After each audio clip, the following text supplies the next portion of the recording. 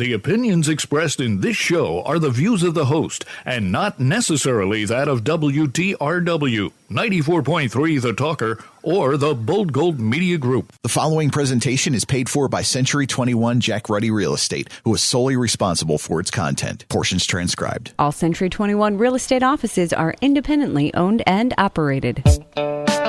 This is the Real Estate Roundtable with Century 21 Jack Ruddy Real Estate. Good morning. I'm Jackie Ruddy, broker, in with Pat Devaney, my husband, fellow realtor. Before you ask me how I am, I'm going to ask you how you are today. I'm doing great. Thanks Excellent. for asking. Yes, we come here in different cars and we don't see each other much in the morning, so it's true. Yeah.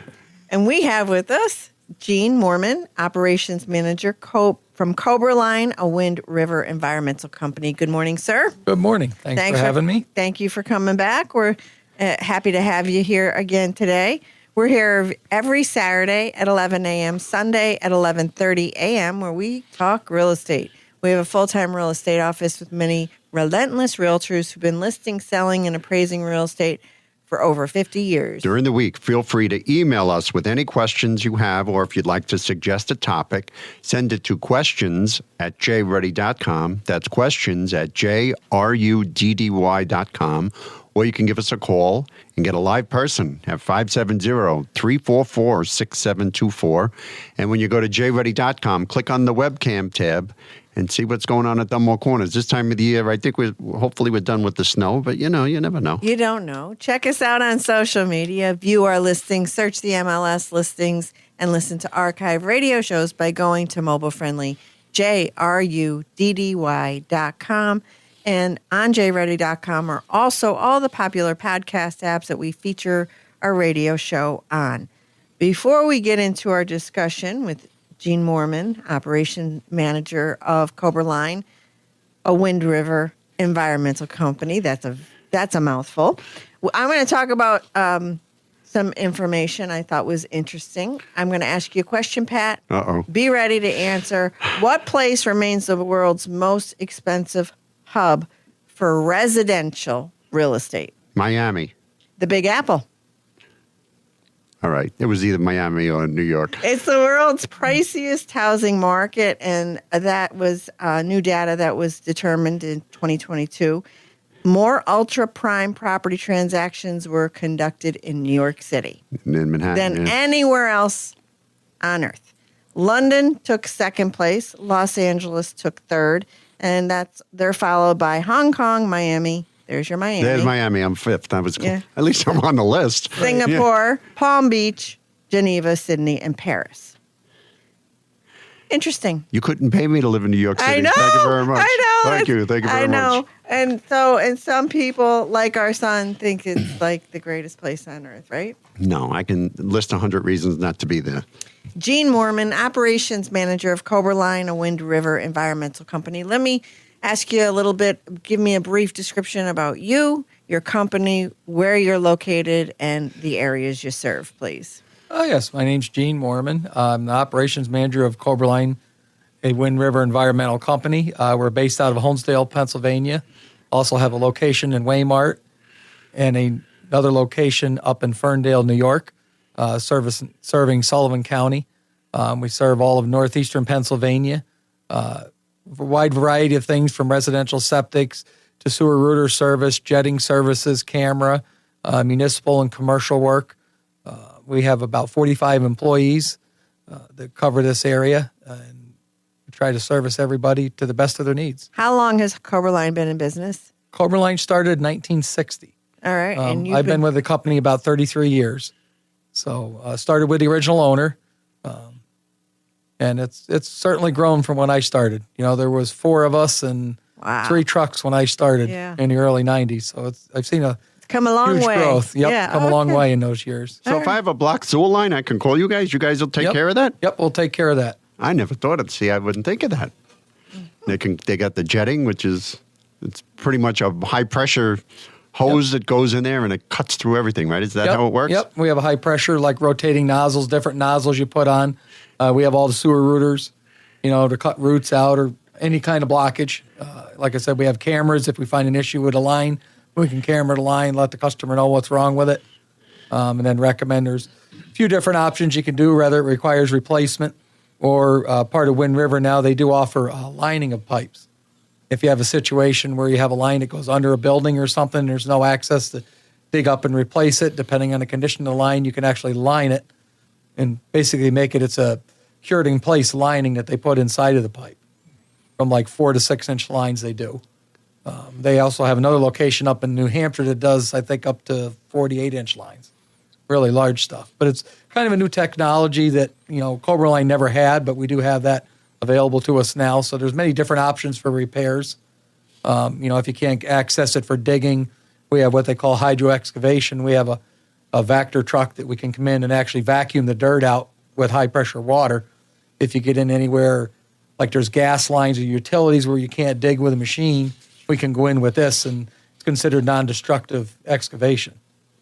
See a lot in the cities. We do a lot of telephone poles. We do multiple poles with PP&L on a regular basis. We're doing half a dozen a week. Come in and actually drill the hole with the truck, and then they'll set the telephone pole so they don't have to drill and risk damaging any utilities in the cities. It sounds like sci-fi stuff, doesn't it? It's like they come in and then they zip it through and then they put the pipe through. I know if the waistline is cracked or if there's a problem with that, it's super expensive and it's very destructive. Yes. So to have an option like lining the pipe it's a great thing. I wouldn't even think of that. Yep. Yeah, that's some new technology. It's been out for quite a few years now, but it's getting new to this area. You've seen it a lot in municipal areas, on large diameter lines, and now they've kind of scaled it down to get into some residential lines. Like I said, it's something that Wind River offers. It's a good, with us partnering with them, we have that option. Wonderful option, right? Because, what do you do when you can't get to it? They just did one here recently that was in a trailer park, and the line was bad going underneath the trailer. So it would have been required to move the trailer out, excavate under the concrete pad, put a new pipe in, and put it all back. Now they dig a hole on each end of the pipe, and you run that sleeve through. It's a cured in place lining and sealed it up. You didn't have to move the trailer. It's, a lot of cost savings, a lot less disruption to the area. Wonderful. That's great to hear. What do people put down their drains that they should not? You see a lot of people dump grease down the drains. A lot of cleaning chemicals are hard on the systems, hard on the line. Right. You mentioned that last week. Don't go we've bananas with bleach, right? Yep. And we've seen everything from cat litter to, it's amazing what some people will put down the line, and that just creates issues. I used to see guys, I was a fireman in New York, and there was guys, what they would do is, it would drive me crazy. They would take the grease and they'd go out to the toilet and they'd flush it down. They go, it's gone. It's out of sight, out of mind. Yeah, right? but and then 6 months later, it's a big bowl of grease down at the curb, and it's all coming into the basement. Right. So no grease down the sink, ever. Yep. Yes, it's very hard on the system. A lot of your restaurants have grease traps and stuff like that to collect that. That's another service that we also offer for restaurants. Grease trap cleaning. Some have inside traps, outside traps. We have a full range of commercial offerings, to all the commercial clients too that we do. How about those flushable wipes? Oh, well, it says flushable it on does. them, so it must be able to flush them. No? Nope. They're very bad on the system. They, don't break down as well as they claim they do. We saw a big increase in business during COVID based on that. Everybody was, washing their hands with these handy wipes and flushing them down the toilet. You get into a lot of developments that have central sewer. They have grinder pumps and sewage pumps. And, we actually saw an increase because of the wipes during COVID. Our business, we stayed very busy unplugging pumps, unplugging lines, and basically created more work for us. But wait a minute. It says grinder. You would think it would grind it up. No? How does that work? It's a very small pump that with little it has blades? like a cutter, like a little cutter blade in it, but they're very tight tolerances, so they're not made to cut up, large stuff like that. They wind up plugging the pumps up, and they just, they have sewage pumps are the same type. They don't have the cutters. They will handle a little bit better, but generally stuff gets wadded up and plugs the pump, and then, you got to call us to come out and service the pump. That's a service that we offer. We replace all types of sewage pumps, grinder pumps, some pumps in the basement, stuff like that. a lot of your developments will have a central sewer plant where it's a pressurized system where they have these pumps, and those you generally want to, do a cleaning about once a year on them, depending on how much you use the house. Or we'll come in and service, take the lid off, make sure everything's working properly, all the floats work, clean the tank out, kind of get it back up to almost like new when it was first installed. I'm hearing a common theme when Gene talks. Last week and this week, it all boils down to maintenance. Correct. Yeah. Yep. We maintain it. That's how you avoid problems, right? Exactly. That's with anything, your car, whatever.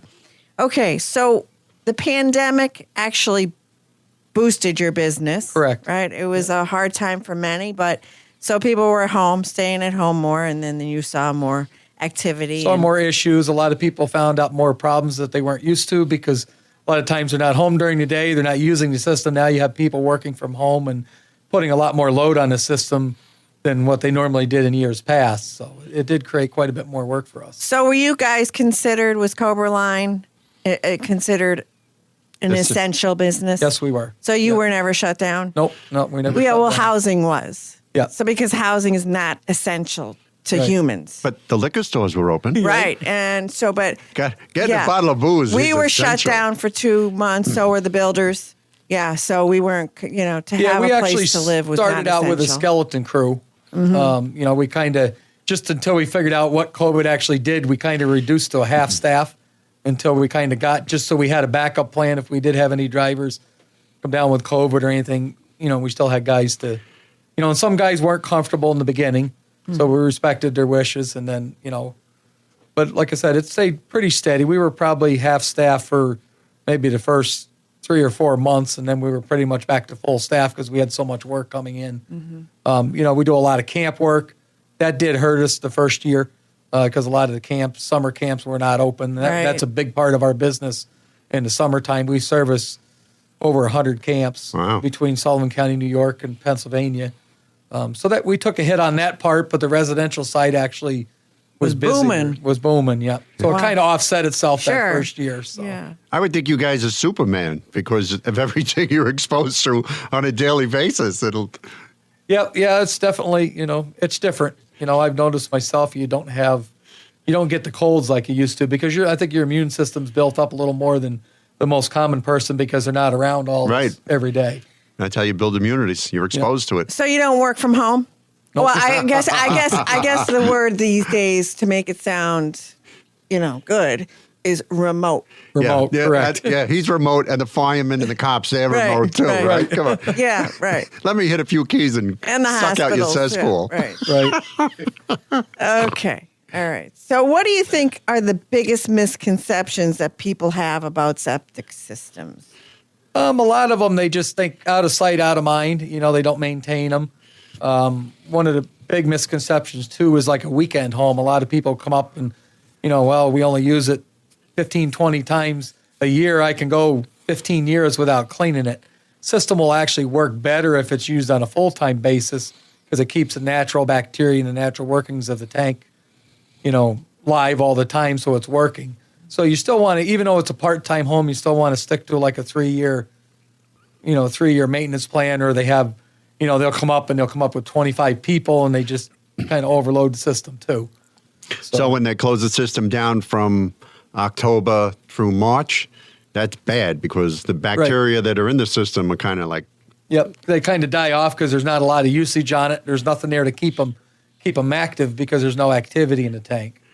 So that, like I said, that's a big, I use it, 3 weekends this year. I can go 20 years without cleaning it. That's bad. Yeah, that's not good. How about, do people think that septic systems are maintenance free? Do you find that to be some people do. We've heard that, Well, a lot of the things too is with the sand mounds, they have an alarm system on the pump. If your pump fails or you have an issue, the alarm goes off. We get a lot of, I didn't think we had to clean it till the alarm went off. If you wait till the alarm went off, it's too late. Too late. You've got problems now, and not necessarily tank related. There could be electrical issues there. There's a whole different, system of problems with the pump, that could be not necessarily related to cleaning. A lot of it is the cleaning, but there's electrical issues. You could have a short underground. You could have a float go bad. There's, a little bit more maintenance on the septic systems with the sand mounds than there is a natural gravity system. So you think you'll save money by having you guys come every 3 years and cleaning and giving it a little tune-up? Yep. It's generally, like I always say, it's the same thing with your car. You change your oil every 3,000 to 5,000 miles if you want it to last. It's an investment. And there are a lot of money if you get into, replacing a sand mound. I mean, you're talking, probably around $15,000. You can clean your tank a lot of times for multiple years if you maintain it, and because you want that water as clean as possible going into the drain field so it doesn't create any issues, plugging your pipes up and stuff like that. So. Well, I'm thinking about a furnace. Like, people don't change their filters. It works just fine. What do I got to do, Right. How about, do people think that septic systems are less efficient than public sewers? Do you feel like you have to overcome that misconception? Not too much with that. I mean, a lot of, when you're on a public sewer system, you're paying sewer fees. Oh. And I think in the long run, a lot of people with the residential, it's probably actually cheaper than having to, paying a consistent sewer fee. I mean, here you don't have the maintenance issues to worry about, but, right now, it's running right around $400, a little more to clean a tank every 3 years. Depending on the town, I think your sewer fees are more expensive in that 3-year period than they are for cleaning a tank. Yeah, water and sewer every month. What is that, like $90? That's a lot. I think it's over. Our bill is over $100. Oh, my God. Well, I'm always doing laundry. Well, you're always taking showers. Enough of that. There's 3 of us. There's 3 of us, and I'm doing. I'm going to go to your mother's to take a shower. Okay. There you go. So do people sometimes think that another misconception is that septic systems are easy to install? Oh, they can be complicated. It's hard to set up a whole system, to explain to the customer what you have. You have a lot of different parts. If you're on municipal, your maintenance is aligned to the sewer, and then that's it. With your home system, you have a line to the tank. You have a tank to worry about. If it's an old metal tank, if it rots away, you have a drain field you got to maintain. There is more parts to the system. But if you maintain them, they will last. It just depends. Like I said, maintenance goes a long way. With us today, Gene Moorman, Operations Manager of Coberline, a Wind River Environmental Company. How does someone get in touch with you, please? You can reach us on the web at coberline.com, KOBERLEIN.com. Also at Wind River Environmental, it's WREnvironmental.com. Phone number 570-253-3660. And we also have a number at 1-800-345-6688. Thank you. The typical homeowner has spent 12.3 years in their home in 2022. It's down from a high of 13.4 years in 2020, but rising steadily from 6.5 years in 2005. It was 6.5 years in 2005? Yeah, I didn't know that. I was very surprised. Wow. Now, this is according to Redfin. The older the consumer, the longer they have owned their home. For those aged 65 and up, 54% have owned their homes for at least 23 years, with 35% owning them 33 years or longer. With more baby boomers planning to age in place, there is no sign that this is shortening. For those under 35, 49% have owned their home 3 years or less, and 37% have owned them for 4 to 7 years. Both Philadelphia and Pittsburgh residents live in their homes longer than the national average, a trend that has continued for at least a decade. In Philly, homeownership was 12 years in 2012, rose to 15.5 years in 2021, and hit 15.7 years in 2022. In Pittsburgh, homeownership was 12.5 years in 2012, 15 years in 2021, and 15.3 years in 2022. So low inventory here. This is what's continuing to impact the market. Renter tenures are much shorter than their home ownership counterparts, even though rent is rising. That's right. You lived in the same place for 20 years. 20 years I did. I loved a renter, it. yeah. That was the best deal in the world. So renters are staying in their properties for 2 years on average. 2 years? Just 2 years. That's right. When we had buildings, it was constant, man. Turnover. And young renters move more frequently. Yes, they do. Okay. So for those under 35, 72% resided in their place for 3 years or less, while those 35 years or older are more likely to live in their property for 4 to 7 years on average. The average length of tenure for renters has dropped from 2016, when it was 3 years on average. Yeah. When we used to rent to young people, we'd say, they're going to be here a year or so and then they're going to move out. Yeah, as much as I tried to get them in a longer lease, it just didn't work because, they want options.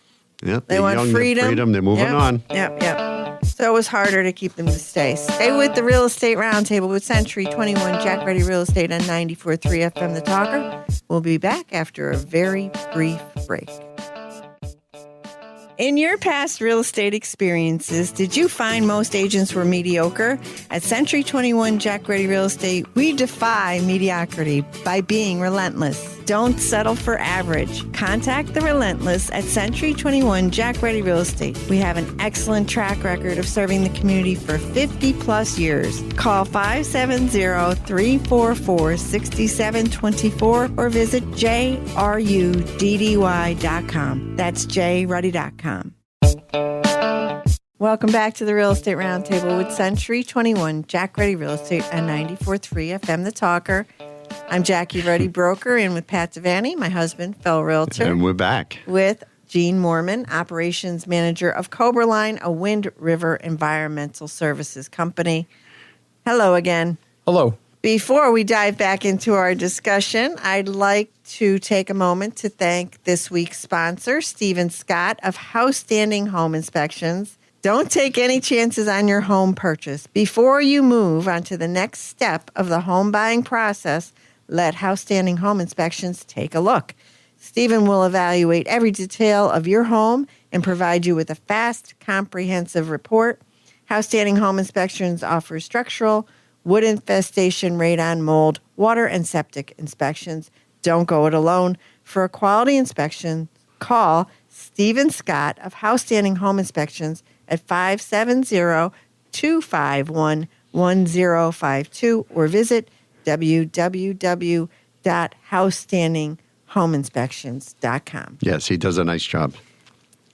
Yeah. Do you do home inspections, Gene? No, we don't. Okay. Is there a conflict there, do you think? No, we work with a lot of the home inspectors. No, but for you to do them, do you feel that because you repair and install that maybe you shouldn't be doing home? We have done them in the past. We kind of stepped away from a little bit from it just due to staffing issues. Okay. We did quite a few of them. Sometimes I find, though, that people think that you're out there trying to sell them something they don't need. Okay. So. Well, sometimes home inspections, they put the dye. Yes. The dye, is that usually something that will indicate a problem? It can indicate a problem. A lot of it depends on the usage of the house. If the house has been vacant for a long time, it's hard to get an adequate, reality of how the system's going to work because it hasn't been used. Say the house is vacant 6-8 months, it's not on a regular usage. It's tough to tell how the system's going to work going forward. So we always caution people to be careful. If it's been lived in full time, you do the dye test, it's going to be more accurate to how the system functions as opposed to a vacant home. Good to know. How do you determine the size of a septic system? Now, I know the answer to the question. That's why I'm asking it. I would think it's based on the amount of bathrooms in the house. They base it on the bedrooms. On the bedrooms? Correct. Yep, they base it on the bedrooms and then they use it. There's a certain flow rate per day per bedroom. So a lot of times you have to watch, we had a customer that purchased a house, I believe it was listed at 2 or 3 bedrooms. Of course, there was a family of 6, 4 kids. They moved in and eventually the system failed. We went in to upgrade the system. We actually had to add an additional tank because it required, based on the sewage enforcement officer, for the amount of bedrooms, they basically converted it to a 4-bedroom house. When it was originally built, the people tried to get away with a 2-bedroom house and built a smaller sand mound, and it just wasn't adequate for a family of 6. So if someone's buying a house, they really got to be mindful of how many people are moving in and what, who used it before, how many bedrooms, to make sure the system's adequate to handle the, additional flow if they have a large family. Yeah, because some people, I see them just put an addition on, like you're saying, with the extra bedroom. So now you got a septic built for a 2-bedroom, and now suddenly you have 4 bedrooms. Right. It's just it's gonna end badly. Yeah, but when you're pulling the permits to do the addition. Permits? Well, what was that word there? Excuse me? Does everybody pull permits? Okay. Not everybody pulls permits when they do stuff. All right. Have you seen that? You've never seen that in your life. Oh, yeah, we see Not that quite ever. often. They're like, you can just go in and dig that and put it in. We don't have to call the sewage enforcement officer. Says, nope. No. There's a permit that's required. We do it by the book. When you install a new system and it's really governed by what you do is dictated by that municipality. Do they Correct. change? Are there a lot of differences between the areas around here? They're very much equal, but you don't see a lot of differences. But it's it's ultimately, they say, well, I want a new drain field put in. It's up to the sewage enforcement officer what they allow you to put in. Sometimes in an older system, they'll let you do what they call remove and replace. You can remove the existing field, put new stone, new pipe in. You're not allowed to expand it. If you get into where they have to expand it, then you got to look at, sometimes they may force the person to go to a sand mound system. Every township's different, and a lot of people, want answers, but it's like you have to go to sewage enforcement and say, look, it's entirely up to him. If it becomes a new system, sometimes they've required engineered plans. You have to get an engineer involved. Other ones will just, let you put it in based on, what they see. But So when you do the systems and you're saying you're doing the replacement, do you have to have it perked? Do you have to perk the land? It depends. Like I said, if you're moving the system, generally they will require a perk test. A lot of your repairs, what we get is, instead of a new installation permit, it's a repair permit. You're replacing the tank; it's considered a repair, or you're repairing the drain field. And what exactly is a perk test for the? They will dig out, and they dig certain holes, and what they do is check the type of soil you have. And then they actually do like a drainage test. They'll fill up these small holes with the water and then time on how fast the water drains.